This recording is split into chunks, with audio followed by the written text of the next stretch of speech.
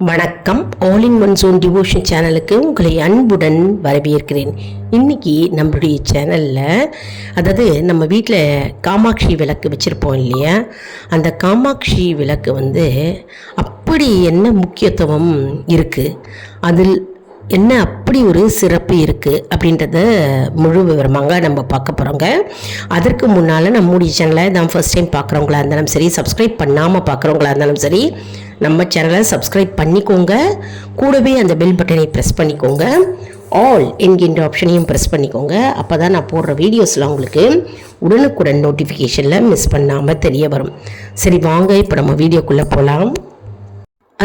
காமாட்சி விளக்கை நம்ம ஏன் இவ்வளவு முக்கியத்துவம் கொடுக்குறோம் அப்படின்னா, லக்ஷ்மி, பார்வதி, சரஸ்வதி தேவியர் ஆகிய முப்பெரும் தேவியரும் அந்த விளக்கில் குடியிருக்கிறார்கள் அப்படின்ற ஒரு ஐதீகம் இருக்கிறது. அதனால் இந்த காமாட்சி விளக்கு அவ்வளவு சிறப்பான ஒரு விளக்கு அப்படின்னே சொல்லலாம். அனைத்து சக்திகளும் அந்த விளக்கில் குடியிருக்காங்க. அடுத்தது பார்த்தோம்னா, சில பேருக்கு குலதெய்வம் யார் அப்படின்னே தெரியாமல் நிறைய பேர் இருக்காங்க. சில பேருக்கு தெரிஞ்சிருக்கும், சில பேருக்கு தெரியாமல் இருப்பாங்க. அவங்களுக்கெல்லாம் குலதெய்வம் யார் அப்படின்னு தெரியாதவங்களுக்கெல்லாம் இந்த காமாட்சி விளக்கு குலதெய்வமாக இருந்து அவர்கள் குடும்பத்தை காக்கின்றது. இந்த விளக்கை ஏற்றினாக்க குலதெய்வமாக அவர்கள் பாவிக்கிறார்கள். இந்த காமாட்சி அம்மன் விளக்கு அகண்டு இருக்கிறது. அதை பார்த்தாலே ஒரு தெய்வீக கலை, ஒரு தெய்வீக சக்தி இருக்கா மாதிரி அந்த விளக்கை பார்த்தாலே நமக்கு ஒரு அட்ராக்ஷனாக இருக்குது. அதனால் குலதெய்வம் தெரியாதவர்களுக்கு இது குலதெய்வமாக திகழ்கிறது அப்படின்னே நம்ம சொல்லலாங்க. அடுத்தது என்னென்னா, திருமணமான பிறகு புகுந்த வீட்டுக்கு ஒரு பெண் போகும்போது முதல்ல அவருக்கு கொடுக்கின்ற சீர் என்ன தெரியுமா? காமாட்சி அம்மன் விளக்கு தாங்க. ஆமாங்க, காமாட்சி அம்மன் விளக்கை தான் எடுத்துக்கிட்டு அவங்க முதல்ல புகுந்த வீட்டுக்கு போவாங்க. அது அப்பேற்பட்ட சக்தி வாய்ந்த காமாட்சி அம்மன் விளக்கு அவ்வளோ அபூர்வமான விளக்கு. இது காலம் காலமாக தொன்று தொட்டு நமக்கு முன்னோர்கள் நமக்கு சொல்லி கொடுத்த ஒரு வழிமுறையாக வந்த ஒரு விதிமுறைனே சொல்லலாம். காமாட்சி அம்மன் விளக்கை அவர்கள் சீராக கொடுத்து அனுப்புவார்கள். அது ஒரு முக்கியமான பாயிண்ட் இல்லையா? அதனால் இந்த காமாட்சி அம்மன் விளக்கு சிறப்புடையது மற்றும் இதற்கு அவ்வளவு முக்கியத்துவம் நம்ம அதனால் கொடுக்கிறோம் அப்படின்னே சொல்லலாங்க. இப்போ நம்ம எப்படி வழிபாடு செய்யலாம், வழிபடும் முறையை பற்றி நம்ம பார்க்கலாம். காமாட்சி அம்மன் விளக்கை எப்போவுமே நம்ம புளி போட்டு தேய்த்து வைக்கணும். அப்படி இல்லைன்னா எலுமிச்சம்பழம் இருக்கு இல்லையா, அதை போட்டு தேய்த்து நம்ம சுத்தமாக பளிச்சுண்டு பளபளப்பாக எப்போவுமே விளக்கை வைத்திருக்க வேண்டுங்க. விளக்கை ஏற்றிட்டு நிறைய பேர் தேய்க்காமல் வச்சுருப்பாங்க. அப்படியே அது கருப்பு கருப்பாக சைடெல்லாம் இருக்கும். அப்படி வைக்கக்கூடாது. ஏன்னா சக்தியின் வடிவமான விளக்கு இல்லையா, அதனால் விளக்கை தேய்த்து நல்லா சுத்தமாக வெள்ளிக்கிழமைனா வியாழக்கிழமையே தேய்ச்சி வச்சிடணும். பளபளப்பாக சுத்தமாக நம்ம தேய்ச்சி வைக்க வேண்டும். இப்போ விளக்கை ஏற்றணும் அப்படின்னு நம்ம பார்த்தோம்னா, கிழக்கை நோக்கி நம்ம விளக்கை ஏற்றினோம்னா நன்மை தரும். நமக்கு கிழக்கை பார்த்து நம்ம விளக்கை ஏற்றினோம்னா நன்மை தரும்.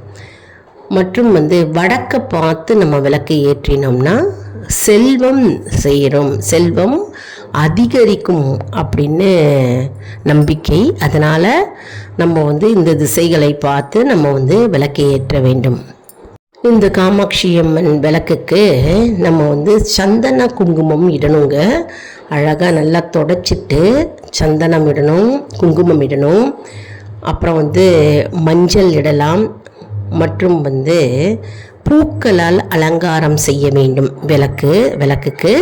அதுக்கப்புறம் பால் சொட்டு பாலை எடுத்து முன்பக்கம் திரி இருக்கு இல்லையா, திரி பக்கத்தில் 2 பக்கத்துலேயும் நம்ம பால் இடுதல் அப்படின்னு பால் வைக்கணும். பால் இடுதல்னா சாந்தமாக நம்ம சாந்தப்படுத்துகிறோம் விளக்குக்கு அப்படின்னு அர்த்தம். அதனால் பால் 2 சைட்லேயும் வைக்க வேண்டும். அது செய்யணும், அலங்காரம் செய்யணுங்க. மேலும் நம்ம பஞ்சு திரி போட்டு அதில் நெய் அல்லது நல்லெண்ணெய் போட்டு ஏற்றினால் சிறப்பு.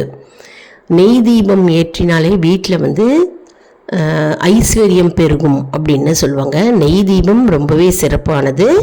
நல்லெண்ணெய் தீபமும் ஏற்றலாம், நம்ம இஷ்டம். நல்லெண்ணெய் தீபமும் ஏற்றலாம், நெய் தீபமும் நம்ம ஏற்றலாம். மற்றும் பஞ்சு திரி போட்டாக்க கறி பிடிக்காமல் கருப்பாக சைடெல்லாம் ஆகாமல் நின்று நிதானமாக அழகாக அந்த தீபச்சுடர் எரியும். அம்பாள் அதிலேயே இருப்பாங்க, அப்படியே நமக்கு காட்சி கொடுப்பாங்க. காமாட்சி விளக்கை பார்த்துட்டே இருக்கணும் போல இருக்கும் நமக்கு. அவ்வளவு அலங்காரமாக அழகாக நம்ம குங்குமம் பெருசாக வச்சு, மஞ்சள் அழகாக வச்சு, சந்தனம் வச்சு, பூக்களால் அலங்காரம் செய்தாலே போதும். ஜோதி சொரூபமான அந்த காமாட்சி அம்மனே நமக்கு காட்சி தருவார்.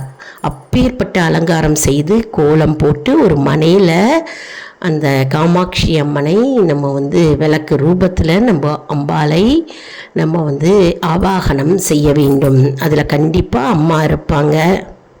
நம்ம இந்த விளக்கை ஏற்றிட்டே வரும்பொழுது வீட்டில் வறுமை நிலை நீங்கும். குடும்பம் கஷ்டத்திலிருந்து மீண்டு வரும். வறுமை நிலை மாறும். வறுமை அப்படியே நீங்கி போகும். அதனால் காமாட்சி அம்மன் விளக்கை ஏற்றுவது அவ்வளவு சிறப்பு வாய்ந்தது, அவ்வளவு முக்கியத்துவம் நம்ம எல்லாரும் காமாட்சி அம்மன் விளக்குக்கு கொடுக்கிறோம். மற்றும் நம்ம பார்த்தோம்னா வீட்டில் மன அமைதி கிடைக்கும், மன நிம்மதி கிடைக்கும். எல்லாரும் நம்ம வீட்டில் இருக்கிறவங்க அனைவரும் அவரவர் வேலையை பார்த்து கொள்வார்கள். மற்றும் வீட்டில் அமைதி எப்பொழுதுமே நிலைத்து இருக்கும். வீண் சண்டை சச்சரவுகள், வாக்குவாதங்கள், விவாதங்கள் எல்லாம் நீங்கிவிடும். மேலும் குடும்பத்தில் மகிழ்ச்சி நிலைத்திருக்கும். ஒரு குடும்பம் அப்படின்னாலே மகிழ்ச்சி, எப்பொழுதுமே மகிழ்ச்சியாக இருக்க வேண்டும் இல்லையா? மன அமைதியுடன் இருக்க வேண்டும், மன நிம்மதியுடன் இருக்க வேண்டும். அடுத்தது ஆரோக்கியமாக இருக்க வேண்டும் இல்லையா? ஆரோக்கியம் ரொம்பவே முக்கியம். ஹெல்த் இஸ் வெல்த் இல்லையா? ஆரோக்கியம் இருக்க வேண்டும். மற்றும் செல்வ செழிப்பாக இருக்க வேண்டும்.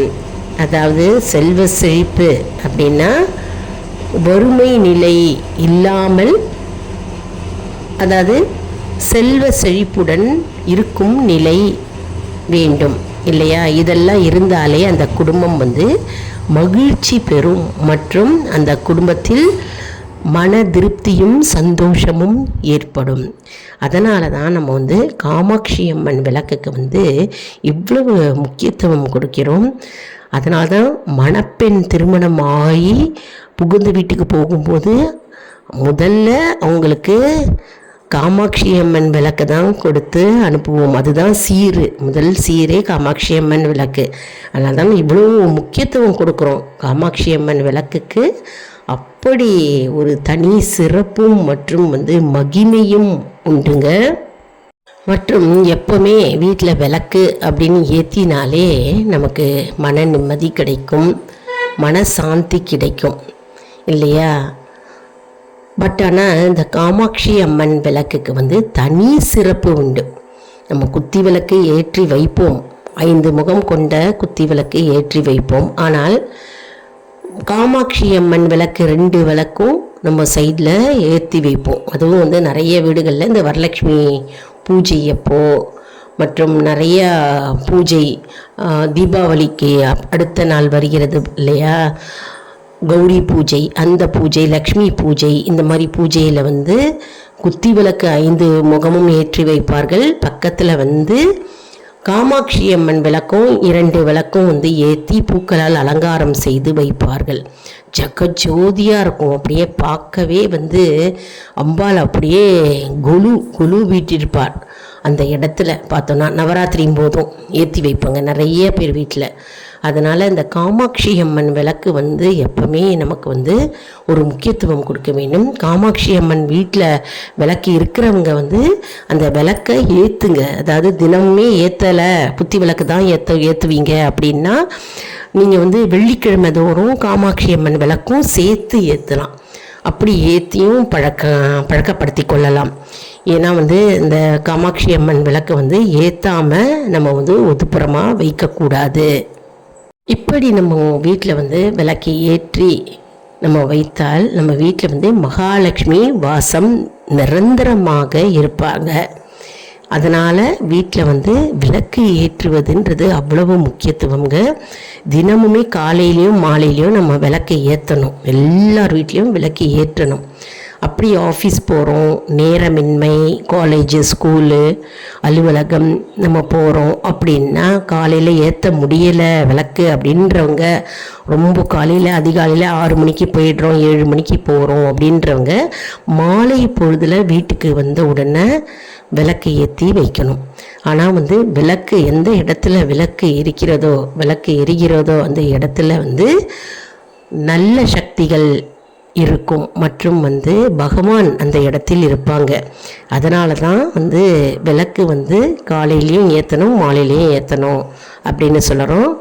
மற்றும் வந்து சில பேர் வந்து வீட்டு வாசப்படியில் வந்து நிலைவாசல் இருக்கு இல்லையா, நிலைவாசலில் 2 பக்கமும் விளக்கு ஏற்றுவாங்க. கிராமப்புறத்துலலாம் தினமுமே ஏற்றுவாங்க. அந்த பழக்கம் உண்டு.